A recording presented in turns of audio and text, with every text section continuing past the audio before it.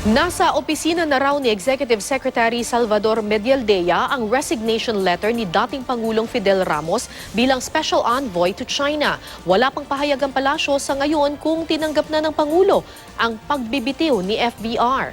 May report si Sandra Aguinaldo. Alam mo, wala talaga akong balak Sa isa sa maging pinakamahalagang presidente. misyon ng bagong administrasyon, si dating Pangulong Fidel Ramos ang isa sa naging sandigan ng Pangulong Duterte. I would like to respectfully ask him to go to China and start the vaccination.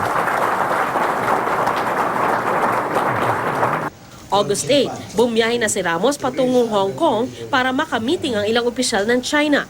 September 28, babiyahe sana muli si Ramos para sa ikalawang meeting nila ng kanyang Chinese contacts. Pero ayon sa mapagkakatiwalaang source sa kampo ni Pangulong Duterte, sinabihan si Ramos ng administrasyon na wag nang tumuloy.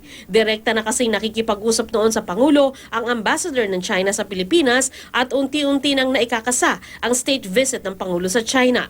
Sa naunang panayang ng media, sinabi ni Ambassador Chan Jinhua na 8 beses siyang nakipag-meeting sa Pangulo bago ang state visit nito sa China. Bukod dito, sabi ng source, nagpadala rin ng DFA ng opisyal sa China para makipag-usap din sa mga opisyal doon. October 18, tumulak na nga ang Pangulo patungong China. Ayon sa aming source, inimbitahan si Ramos sa biyahe pero hindi ito sumama.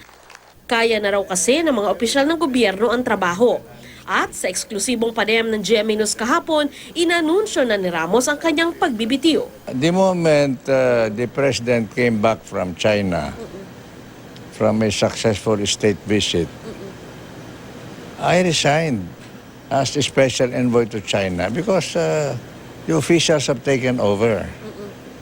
And I've done my job to, as quoted many times, to break the ice and help restore the ties of goodwill and friendship.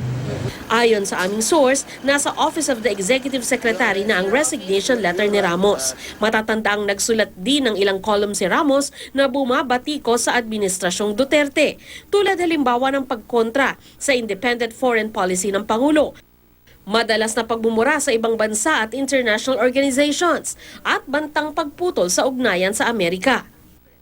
Nagkakalamigan na nga kaya sina Duterte at FBR? Walang dahilan kung na magkasamaan ng loob. Mas kailangan pa natin ngayon ang tulong ng ating dating Pangulo dahil marami pang trabaho ang dapat natin gawin at marami pa tayong mga proyekto, mga bilateral agreements with China. I still consider myself a part of the Duterte team, whether they like it or not. But I am free to give friendly advice. And that is part of our democratic culture. Sinabi rin ni Ramos sa panayam ng GMA News na ang puna niya sa administrasyon ay dapat ituring ng mga payo mula sa nakatatandang kapatid. Sandra Aguinaldo, GMA News.